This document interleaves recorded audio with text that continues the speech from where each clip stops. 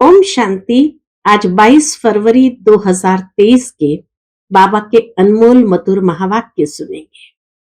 आज की बाबा की मुरली है खुशी। बाबा कहे तुम बच्चों को सदा खुशी में रहना है और एक दूसरे को भी खुश खैराफत देते जाना है। यही तुम्हारी रूहानी खुश खैराफत है।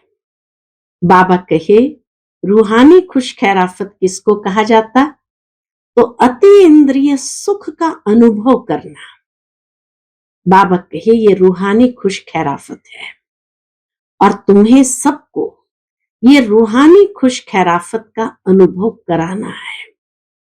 बाबा कहे कुछ भी हो जाए, 2 हाथ से ताली बजती है, तुम्हें ताली नहीं बजानी है, लेकिन सदैव खुशी में रहना है, सबको खुशी बांटनी है। बाबा आकर के हम बच्चों को एक ऐसी सैक्रीन देते हैं और ये सैक्रीन की बूंद है मन मना भाव। जितना बाबा को याद करते रहेंगे, सदा उमंग उत्साह खुशी में रहेंगे। तो सुनते हैं बाबा के मधुर महावाक्य। ओम शांति। मीठे बच्चे, तुम्हें ज्ञान की सैक्रीन मिली है। सैक्रीन की वह बूंद है मन मना भव। यही खुराक सबको खिलाते रहो। आज की मुरली से प्रश्न है, सच्ची सच्ची खुश खैराफत कौन सी है? तुम्हें सबकी कौन सी रूहानी खातरी करनी है? उत्तर, हर एक को बाप का परिचय देना। यही है सच्ची सच्ची खुश खैराफत। तुम श्रीमत पर सबको खुशी की खुराक खिलाते रहो। बेहद के बाप द्वारा जीवन मुक्ति की खुराक जो तुम्हें मिली है, वह सबको देते चलो। अति इंद्रिय सुख में रह सबको ज्ञान योग की फर्स्ट क्लास खुराक खिलाना, यही सबसे अच्छी रूहानी खातरी है। ओम शांति। ज्ञान का तीसरा नेत्र देने वाला रूहानी बाप बैठ रूहानी बच्चों को समझाते हैं। ज्ञान का तीसरा नेत्र सिवाय बाप के और कोई दे नहीं सकता। अभी तुम बच्चों को ज्ञान का तीसरा नेत्र मिला है। अभी तुम जानते हो कि ये पुरानी दुनिया बदलने वाली है। बेचारे मनुष्य नहीं जानते कि कौन बदलाने वाला है और कैसे बदलाते हैं, क्योंकि उन्हों को ज्ञान का तीसरा नेत्र ही नहीं है। तुम बच्चों को अभी ज्ञान का तीसरा नेत्र मिला है, जिससे तुम सृष्टि के आदि मध्य अंत को जान गए हो। यह है ज्ञान की सैक्रीन। बाबा कहे यह है ज्ञान की सैक्रीन। सैक्रीन का एक बूंद भी कितना मीठा होता है। ज्ञान का भी एक ही अक्षर है, मन मना भव। ये मन मना भव, यह है सैक्रीन की एक बूंद। सभी से कितना मीठा है। अपने को आत्मा समझ और बाप को याद करो। बाप शांति धाम और सुखधाम का रास्ता बता रहे हैं। बाप आए हैं बच्चों को स्वर्ग का वर्षा देने। तो बच्चों को कितनी खुशी रहनी चाहिए। कहते भी है खुशी जैसी खुराक नहीं। तो सदैव खुशी मौज में रहते हैं, उनके लिए वह जैसे खुराक होती है। जो सदैव खुशी मौज में रहते हैं, उनके लिए वह जैसे खुराक होती है। 21 जन्म मौज में रहने की ये जबरदस्त खुराक है। यह खुराक सदैव एक दो को खिलाते रहो। बाबा कहे ये खुराक सदैव एक दो को खिलाते रहो। एक दो की जबरदस्त खातरी यह करनी है। ऐसी खातरी और कोई मनुष्य की कर न सके। तुम बच्चे श्रीमत पर सभी की रूहानी खातरी करते हो। ये भी बाबा की हमें रूहानी श्रीमत है कि ऐसी रूहानी खातरी सबकी करते चलो। सच्ची सच्ची खुश खैराफत भी यह है, इसको बाप का परिचय देना। सच्ची सच्ची खुश खैराफत भी यह है, इसको बाप का परिचय देना। मीठे बच्चे जानते हैं बेहद के बाप द्वारा हमको जीवन मुक्ति की खुराक मिलती है। सतयुग में भारत जीवन मुक्त था, पावन था। बाप बहुत बड़ी ऊंची खुराक देते हैं। तब तो गायन है, अति इंद्रिय सुख पूछना हो तो गोप गोपियों से पूछो। ऐसी खुराक बाबा देते हैं, तभी तो दुनिया में भी गायन है कि अति इंद्रिय सुख पूछना है तो गोप गोपियों से पूछो। यह ज्ञान और योग की कितनी वंडरफुल फर्स्ट क्लास खुराक है, और यह खुराक एक ही रूहानी सर्जन के पास है, और किसको इस खुराक का मालूम ही नहीं है। बाप कहते हैं मीठे बच्चों, तुम्हारे लिए तीरी पर सौगात ले आया हूं। तीरी माना हथेली। तो बाबा कहे मीठे बच्चों, तुम्हारे लिए हथेली पर सौगात ले आया हूं। कौन सी सौगात? मुक्ति, जीवन मुक्ति की यह सौगात मेरे पास ही रहती है। कल्प कल्प मैं ही आकर तुमको देता हूं, फिर रावण छीन लेता है। तो अभी तुम बच्चों को कितना खुशी का पारा चढ़ा रहना चाहिए। इतना ऊंची सौगात बाबा देते तो बच्चों को कितना खुशी का पारा चढ़ा रहना चाहिए। तुम जानते हो हमारा एक ही बाप टीचर और सच्चा सच्चा सतगुरु है जो हमको साथ ले जाते हैं। मोस्ट बिलवेड बाप से विश्व की बादशाही मिलती है। ये कम बात है क्या? तो सदैव हर्षित रहना चाहिए। Godly student life is the best. ये अभी का ही गायन है ना, फिर नई दुनिया में भी तुम सदैव खुशियां मनाते रहेंगे। दुनिया नहीं जानती कि सच्ची सच्ची खुशियां कब मनाई जाएगी। मनुष्य को तो सत्युग का ज्ञान ही नहीं है, तो यहां ही मनाते रहते हैं। परंतु इस पुरानी तमो प्रधान दुनिया में खुशी कहां से आई? यहां तो त्राही त्राही करते रहते हैं। कितना दुख की दुनिया है। बाप तुम बच्चों को कितना सहज रास्ता बताते हैं। कौन सा रास्ता बताते हैं? गृहस्थ व्यवहार में रहते कमल फूल समान रहो। धंधा दोरी आदि करते भी मुझे याद करते रहो। जैसे आशिक और माशुक होते हैं, वह तो एक दो को याद करते रहते हैं। वह उनका आशिक, वह उनका माशुक होता है। यहां यह बात नहीं है। यहां तो तुम सभी एक माशुक के जन्म जन्मांतर से आशिक हो रहते हो। वहां तो बाबा के हर एक आशिक और माशुक अलग अलग होते हैं। यहां वो बात नहीं है। यहां तो तुम सभी एक माशुक के जन्म जन्मांतर से आशिक रहते हो। बाप कभी तुम्हारा आशिक नहीं बनता। तुम उस माशुक से मिलने के लिए याद करते आए हो। जब दुख जास्ती होता है तो जास्ती सिमरण करते हैं। गायन भी है, दुख में सिमरण सब करे, सुख में करे न कोई। इस समय बाप भी सर्वशक्तिमान है, तो दिन प्रतिदिन माया भी सर्वशक्तिवान तमो प्रधान होती जाती है। एक तरफ बाप भी सर्वशक्तिवान है, तो दिन प्रतिदिन माया भी सर्वशक्तिवान तमो प्रधान होती जाती है। इसलिए अब बाप कहते हैं मीठे बच्चे, देही अभिमानी बनो। अपने को आत्म समझ मुझ बाप को याद करो, और साथ साथ दैवी गुण भी धारण करो। तुम ऐसे लक्ष्मी नारायण बन जाएंगे। चित्र दिखाते हुए बाबा कहते हैं दैवी गुण भी धारण करो, तो तुम ऐसे लक्ष्मी नारायण बन जाएंगे। इस पढ़ाई में मुख्य बात है ही याद की।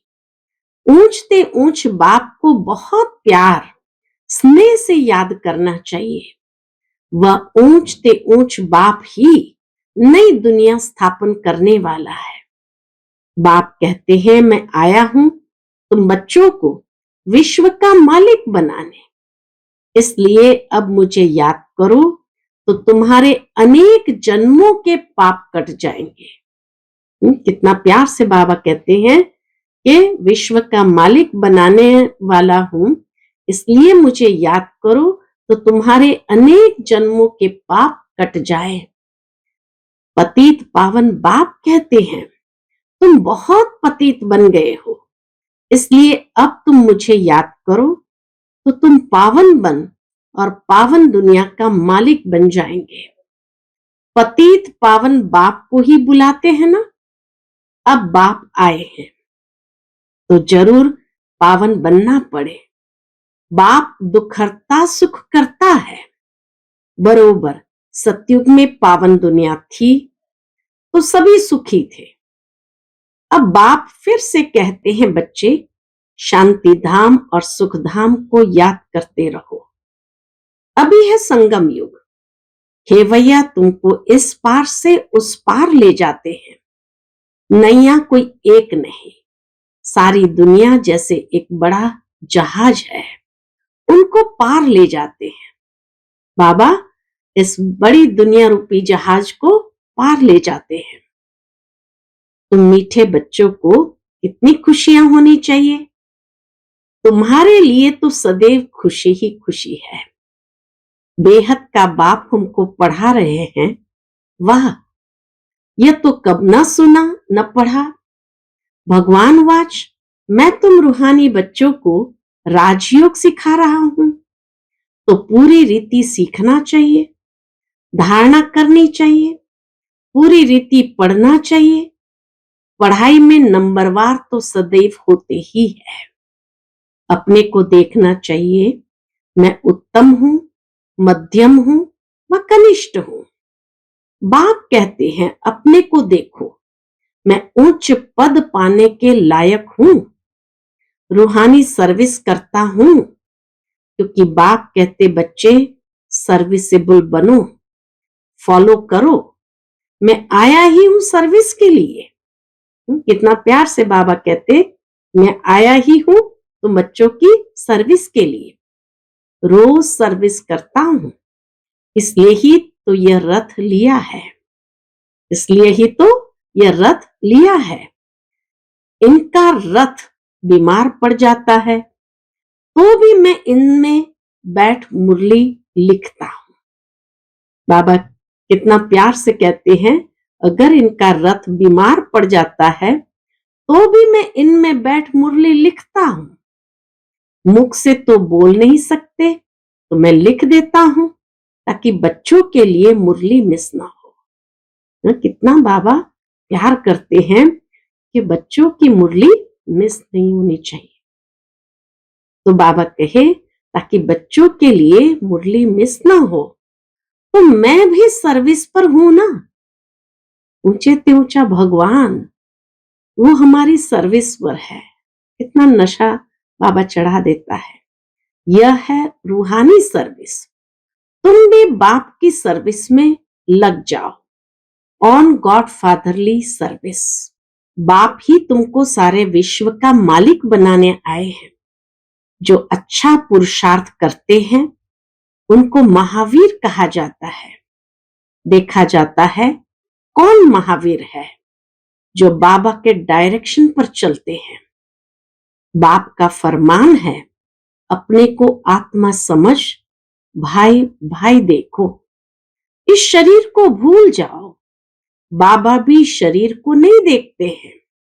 बाप कहते हैं, मैं आत्माओं को देखता हूं। बाकी यह तो ज्ञान है कि आत्मा शरीर बिगर बोल नहीं सकती। बाबा के ये तो ज्ञान की बातें हैं। बाकी यह तो ज्ञान है कि आत्मा शरीर बिगर बोल नहीं सकती। मैं भी इस शरीर में आया हूं, लोन लिया हुआ है, शरीर के साथ ही आत्मा पढ़ सकती है। बाबा की बैठक यहाँ है। इशारा करते हुए भ्रुकुटी की मध्य में बाबा कहते हैं, बाबा की बैठक यहाँ है। यह है अकाल तख्त। आत्मा अकाल मूरत है। आत्मा कब छोटी बड़ी नहीं होती है, शरीर छोटा बड़ा होता है। जो भी आत्माएं हैं उन सभी का तख्त ये भ्रुकुटी के बीच में है। शरीर तो सभी के भिन्न भिन्न होते हैं। किसको अकाल तख्त पुरुष का है, किसका अकाल तख्त स्त्री का है, किसका अकाल तख्त बच्चे का है। बाप बैठ बच्चों को रूहानी ड्रिल सिखाते हैं। बाबा हम बच्चों को बैठ रूहानी ड्रिल सिखाते हैं। जब कोई से भी बात करो तो पहले अपने को आत्मा समझो। हम आत्मा फलाने भाई से बात करते हैं, बाप का पैगाम देते हैं कि शिव बाबा को याद करो। याद से ही जंग उतरनी है। सोने में जब एलॉय पड़ती है तो सोने की वैल्यू ही कम हो जाती है। तुम आत्माओं में भी जंग पड़ने से तुम वैल्यूलेस हो गए हो। अब फिर पावन बनना है। तुम आत्माओं को अब ज्ञान का तीसरा नेत्र मिला है। उस नेत्र से अपने भाइयों को देखो। भाई भाई को देखने से कर्मेंद्रियां कब चंचल नहीं होगी। राज भाग लेना है, विश्व का मालिक बनना है तो यह मेहनत करो। भाई भाई समझ सभी को ज्ञान दो तो फिर यह टेव यानी यह आदत पक्की हो जाएगी। सच्चे सच्चे ब्रदर्स तुम सभी हो। बाप भी ऊपर से आए हैं, तुम भी आए हो। बाप बच्चों सहित सर्विस कर रहे हैं। सर्विस करने की बाप हिम्मत देते हैं। हिम्मत मर्दा मददे खुदा। तो ये प्रैक्टिस करनी है। क्या प्रैक्टिस करनी है? मैं आत्मा भाई को पढ़ाता हूं। आत्मा पढ़ती है ना, इसको स्पिरिचुअल नॉलेज कहा जाता है, जो रूहानी बाप से ही मिलती है। संगम पर ही बाप आकर यह नॉलेज देते हैं कि अपने को आत्मा समझो। तुम नंगे आए थे, अर्थात अशरीरी आए थे, फिर यहां शरीर धारण कर तुमने 84 जन्म पाठ बजाया है। अब फिर वापस चलना है। इसीलिए अपने को आत्म समझ भाई भाई की दृष्टि से देखना है। बाबा आत्मा भाई भाई का पाठ कितना पक्का कराते हैं। ये मेहनत करनी है, अपनी मेहनत करनी है। दूसरे में हमारा क्या जाता है। चैरिटी बिगिंस एट होम, अर्थात पहले खुद को आत्मा समझ फिर भाइयों को समझाओ तो अच्छी रीति तीर लगेगा। ये जौहर भरना है। मेहनत करेंगे तभी उच्च फल पाएंगे। बाप आए ही है फल देने लिए, तो मेहनत करनी पड़े, कुछ सहन भी करना पड़ता है। तुम्हें कोई उल्टी सुल्टी बात बोले तो तुम चुप रहो। तुम चुप रहेंगे तो फिर दूसरा क्या करेगा। ताली दो हाथ से बजती है। एक ने मुख की ताली बजाई, दूसरा चुप कर दे तो वह आप पे ही चुप हो जाएंगे। ताली से ताली बजने से आवाज हो जाता है। बच्चों को एक दो का कल्याण करना है। बाप समझाते हैं, बच्चे सदैव खुशी में रहना चाहते हो तो मन मना भाव। अपने को आत्मा समझ बाप को याद करो। भाइयों यानी आत्माओं तरफ देखो। भाइयों को भी ये नॉलेज दो। ये टेव पड़ जाने से फिर कभी क्रिमिनल आए धोखा नहीं देंगी। ज्ञान के तीसरे नेत्र से तीसरे नेत्र को देखो। ज्ञान के तीसरे नेत्र से तीसरे नेत्र को देखो। बाबा भी तुम्हारी आत्मा को ही देखते हैं। कोशिश यह करनी है सदैव आत्मा को ही देखे, शरीर को देखे ही नहीं। योग कराते हो तो भी अपने को आत्मा समझ भाइयों को देखते रहेंगे तो सर्विस अच्छी होगी। बाबा ने कहा है भाइयों को समझाओ। भाई सभी बाप से वर्षा लेते हैं। यह रूहानी नॉलेज एक ही बार तुम ब्राह्मण बच्चों को मिलती है। तुम ब्राह्मण हो फिर देवता बनने वाले हो। इस संगम युग को थोड़ी छोड़ेंगे, नहीं तो पार कैसे जाएंगे? कूदेंगे थोड़ी। बाबा कहे कूदेंगे थोड़ी। यह वंडरफुल संगम युग है। तो बच्चों को रूहानी यात्रा पर रहने की टेव डालनी है, यानी आदत को पक्का करना है। तुम्हारे फायदे की बात है। बाप की शिक्षा भाइयों को देनी है। बाप कहते हैं मैं तुम आत्माओं को ज्ञान दे रहा हूं, आत्मा को ही देखता हूं। मनुष्य मनुष्य से बात करेगा तो उनके मुंह को देखेगा ना। तुम आत्मा से बात करते हो तो आत्मा को ही देखना है। बल शरीर द्वारा ज्ञान देते हो, परंतु इसमें शरीर का भान तोड़ना होता है। तुम्हारी आत्मा समझती है परमात्मा बाप हमको ज्ञान दे रहे हैं। बाप भी कहते हैं आत्माओं को देखता हूं। बाबा भी सभी आत्माओं को प्रकृति के अकाल तख्त पर देखते हैं। आत्माएं भी कहती है हम परमात्मा बाप को देख रहे हैं। ब्रह्मा बाबा के भ्रुकुटी तख्त पर परमात्मा बाप को देख रहे हैं, उनसे नॉलेज ले रहे हैं। इसको कहा जाता है स्पिरिचुअल ज्ञान की लेन देन। आत्मा की आत्मा के साथ। आत्मा में ही ज्ञान है, आत्मा को ही ज्ञान देना है। यह जैसे जौहर है। तुम्हारे ज्ञान में यह जौहर भर जाएगा तो किसको भी समझाने से झट तीर लग जाएगा। बाप कहते हैं प्रैक्टिस करके देखो तीर लगता है या नहीं। प्रैक्टिस करके देखो कि तीर लगता है या नहीं। ये नई टेव, ये नई आदत डालनी है तो फिर शरीर का भान निकल जाएगा। माया के तूफान कम हो जाएंगे, बुरे संकल्प नहीं आएंगे, क्रिमिनल आय भी नहीं रहेगी। हम आत्मा ने 84 का चक्र लगाया। अब नाटक पूरा होता है। अब बाबा की याद में रहना है।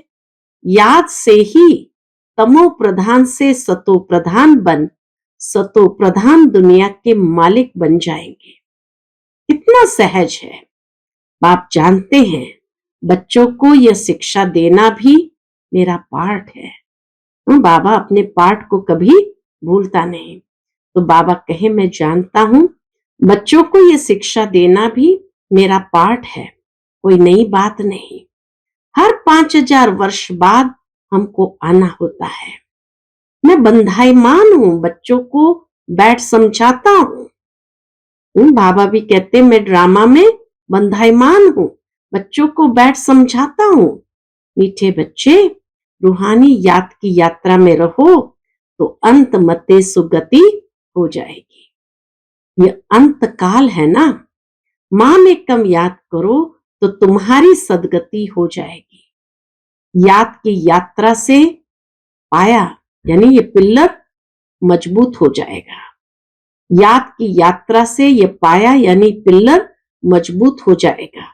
यह देही अभिमानी बनने की शिक्षा एक ही बार तुम बच्चों को मिलती है। इतना वंडरफुल ज्ञान है। बाबा वंडरफुल है तो बाबा का ज्ञान भी वंडरफुल है। कब कोई बता ना सके। अभी वापस चलना है, इसलिए बाप कहते हैं मीठे बच्चों ये प्रैक्टिस करो। अपने को आत्मा समझ आत्मा को ज्ञान दो। तीसरे नेत्र से भाई भाई को देखना है, यही बड़ी मेहनत है।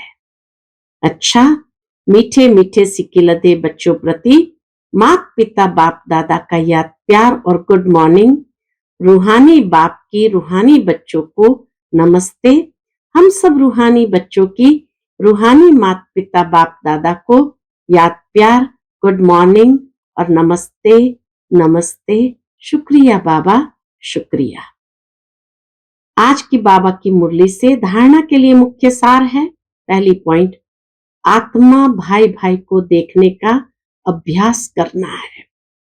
अपने को आत्म समझ भाई भाई को ज्ञान देना है। महावीर बन इस फरमान को पालन करना है। दूसरी पॉइंट, तुम्हें कोई उल्टी सुल्टी बातें बोले तो तुम चुप रहो। ताली दो हाथ से बजती है। एक ने मुख की ताली बजाई, दूसरा चुप कर दे तो वाकई चुप हो जाएगा। आज का बाबा का मधुर वरदान है, अमृत वेले के फाउंडेशन द्वारा सारे दिन की दिनचर्या को ठीक रखने वाले सहज पुरुषार्थी भव। अमृत वेले के फाउंडेशन द्वारा सारे दिन की दिनचर्या को ठीक रखने वाले सहज पुरुषार्थी भव। जैसे ट्रेन को पटरी पर खड़ा कर देते हैं तो ऑटोमेटिकली रास्ते पर चलती रहती है, ऐसे ही रोज अमृत वेले याद की लकीर पर खड़े हो जाओ। अमृत वेला ठीक है तो सारा दिन ठीक हो जाएगा। अमृत वेले का फाउंडेशन पक्का है तो सारा दिन स्वतः सहयोग मिलता रहेगा। सूक्ष्म में बाबा की मदद मिलती रहेगी और पुरुषार्थ भी सहज हो जाएगा। जो सदा बाप की याद और श्रीमत की लकीर के अंदर रहने वाली ऐसी सच्ची सीताएं हैं, उनके नस नस में एक राम की स्मृति का आवाज रहता है। आज का स्लोगन है, बाप की मदद को कैच करना है तो बुद्धि को एकाग्र कर लो। बाबा की मदद को कैच करना है तो बुद्धि को एकाग्र कर लो। अच्छा, ओम शांति।